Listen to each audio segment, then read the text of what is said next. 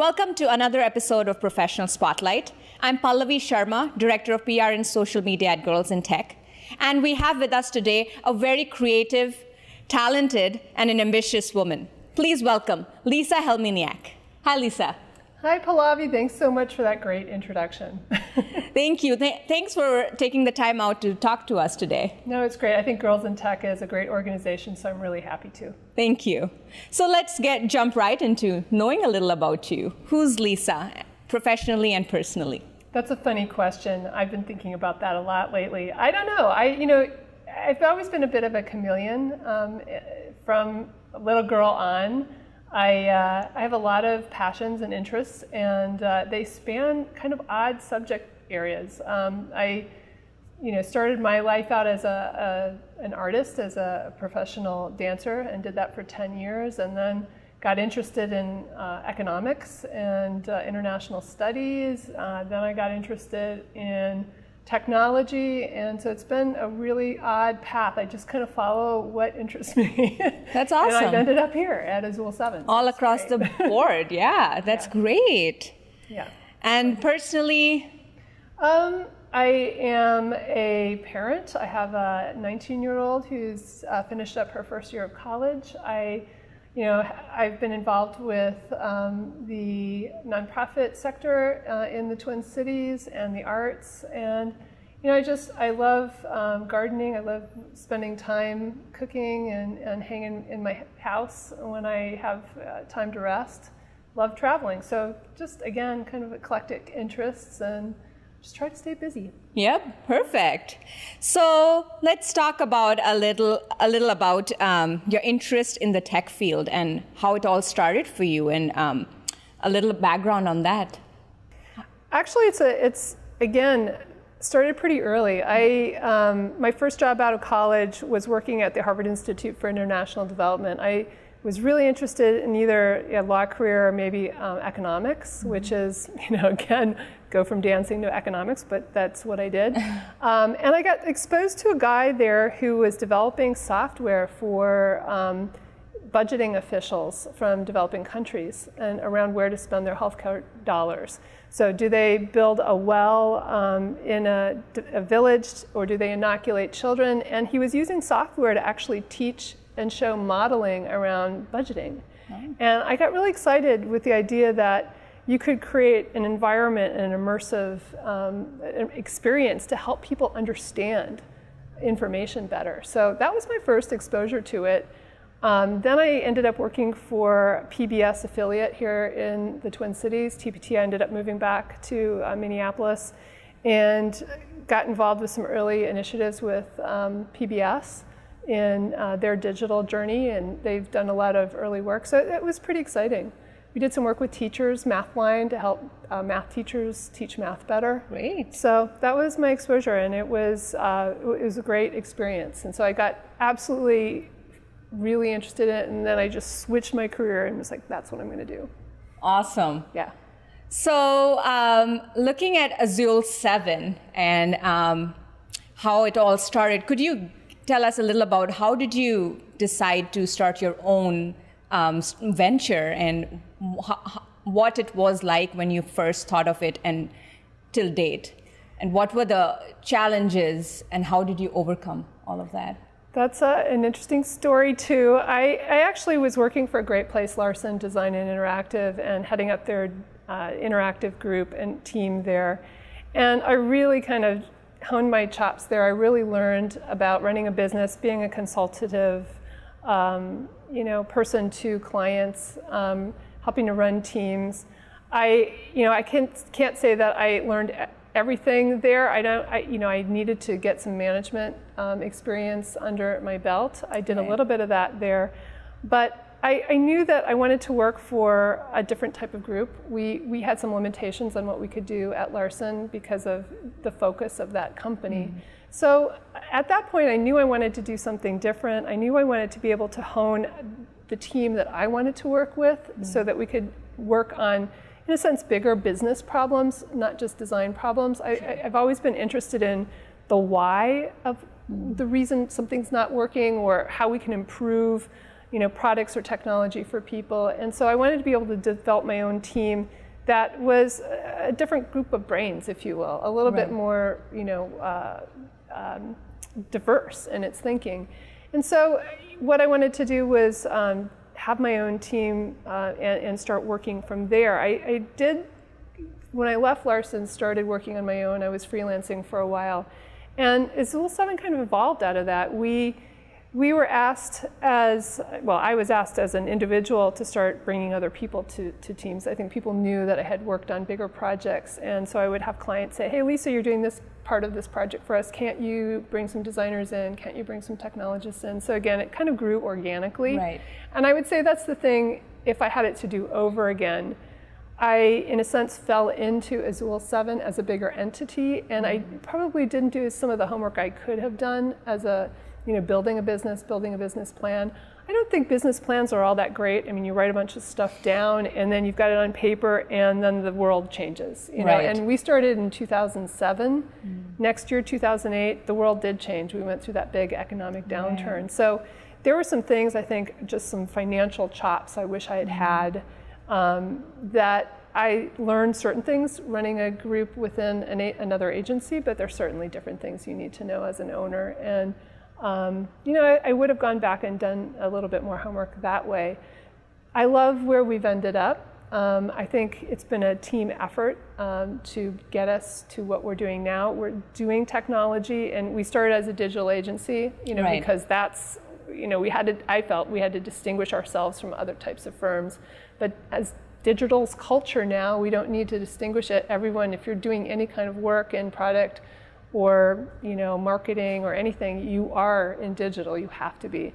And so we don't need to say that right now. We're focusing, Azul 7 today isn't, I think, a unique beast, especially here in the Twin Cities. We're focusing on design consultation, so human-centered design, which is a very different way of approaching projects. It's very much more from an innovation focus.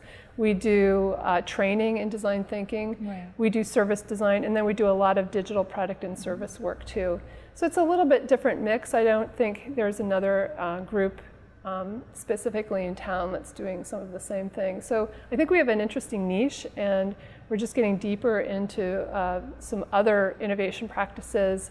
We have Denny Royal, who's one of our principals here, who is just getting his master's degree in biomimicry, which is looking at nature to create better design solutions. Wow, impressive. For creating better things for both humans and the planet. And so that's pretty exciting for us.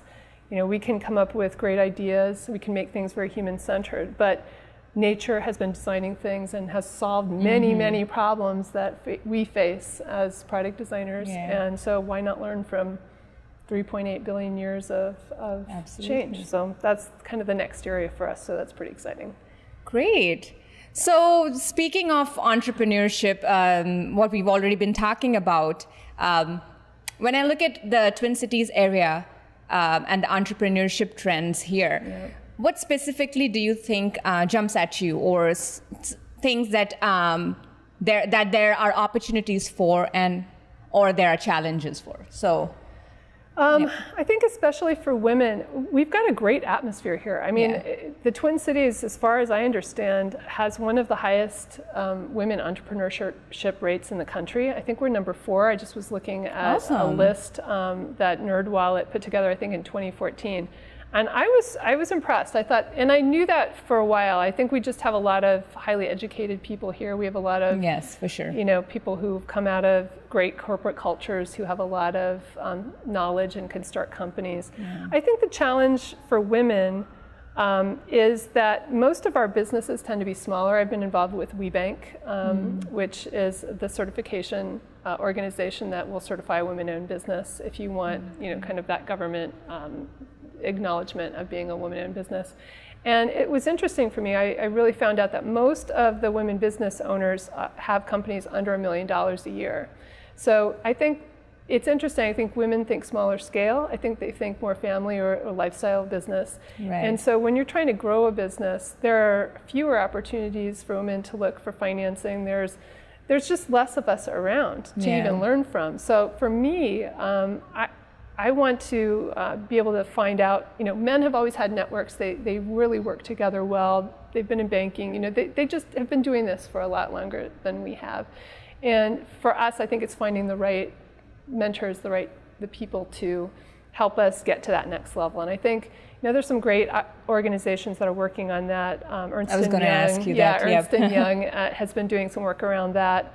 And I know some of the corporate folks, Target, Cargill, General Mills, all have been helping women break into working on bigger projects and helping people grow their business. So there's opportunities for sure.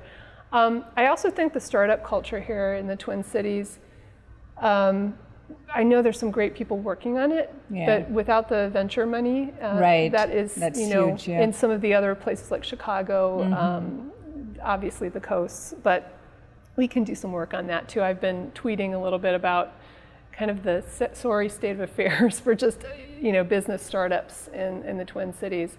We tended to focus on med tech, and it's been a little harder for other people to start. But I'm hopeful. We've got, again, lots of smart people here and a great city, great culture. Right. So I think it can only go up from here. Yep. So looking specifically at what we can do on an individual level, there are a lot of women with great business ideas, but just don't know how to start, where to go. What are the resources you can suggest? How can they take that first step towards starting their own venture? I actually think, talking to current business owners, I have joined a small business owners group that I find just invaluable, and it's women and men. We've made a very conscious effort to have both in there, and that's been great because there's people in there, and we made also a conscious effort to find people who have different specialties like HR or law, psychology. We have a psychologist, two of them actually on that group. Nice. So it's been a really nice, diverse group. Trying to get other brains. We work in the tech field. We work with a lot of young people. There's certain things about our culture that I know and have been exposed to, but then there are other things that I don't get exposed to as much. Right. So I want to see and seek again those diverse voices about how we can bring other ideas to the table. Absolutely. And create structure where it needs to be structured, and try to make things work in kind of this new world of, cooperative management as Sweet. Well. So. Yes, perfect. Yep. Yeah. So you've done a lot of volunteering work. What are there any specific nonprofit organizations you've really enjoyed working with, and what were they?